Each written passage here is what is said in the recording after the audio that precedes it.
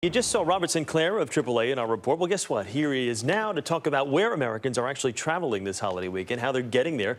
Robert, good to see you. How are you? Good to see you. I'm well. Let's talk about the travel weekend. Are there any different destinations? Are people traveling to different spots this year as opposed to years past? Probably like most years where people are traveling to big cities. And according to our holiday travel projections, when people travel, the number one thing they like to do is see friends and family. In major population centers, you've got lots of people. They also like to go out, shop, dine.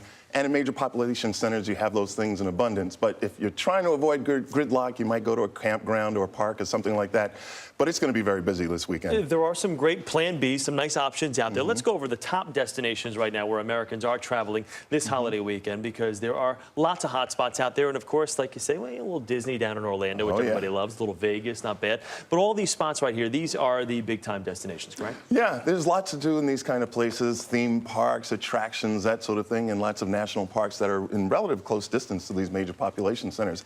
People get out to them and have a good time. Yeah, now we're talking about, according to the AAA right now, 90% of Americans will travel by car this 4th of July weekend, and that can be an absolute mess. Everybody talks about this all across the nation of just what a disaster it can be on the roads. It can be. It's going to be very crowded, and you need to have your vehicle prepared before you get out there. We're anticipating more than 500,000 breakdowns this weekend, and the top problems are flat tires and dead batteries, so you need to have those things taken care of before you hit the road. Would you say that's probably the biggest safety concern people really need to address before they hit the roads, is a little preemptive strike to make sure that they're prepared in case of an emergency? A breakdown is more than just an inconvenience. It happens perhaps in the middle of the road. It can be a safety issue if you're stuck out in the middle of the road like that. So you really need to give those things attention. And if you do hit the roads, then you've probably done your due diligence and your research of where to travel, where not to travel. These are the most traveled interstates across the United States right now. Most people don't travel on the I-5 in Los Angeles. They just basically park on it for a while and move along methodically. But I-95, this corridor down the East Coast, is obviously very difficult with New York and Miami there. And then you see the I-90 in Chicago and the I-75 in Atlanta. Those are the most traveled interstates. What would you recommend for people that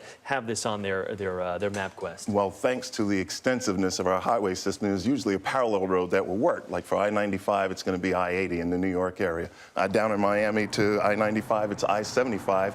And the problem with I-75, it's a relief in one area and a bad thing in another area. So around Atlanta, you could try I-59. I-90 is the problem up around Chicago. You can go to Route 88. And instead of the I-5 in Los Angeles, try Route 15. And, of course, there's air travel as well, because there are people that are actually taking to the airwaves. Yeah. And we've also got the most traveled, I guess, destinations from spot to spot on our map, because you talk about just being log-jammed in the airport as well. The roads can be bad, but there's congestion in the airways as well. And these are some of the routes that are the most heavily traveled. Yeah, and, you know, if you're trying to avoid these routes at this late date, you've probably got your reservations locked in. But in the future, you can think about the fact that there are lots of regional airports that are substitutes to these major airports. So you can try booking reservations from there. There are fewer people traveling out of there, less congestion. And, you know, this is something that you can keep in mind for the future. You got it. Well, if you've already booked your flight, guess what? You got to take it at this point. Yeah. Good to see you. Good to see you. Happy holiday, okay? Thank you. And safe travels to everyone out there, of course. A lot happens early on The Early Show, weekday mornings on CBS.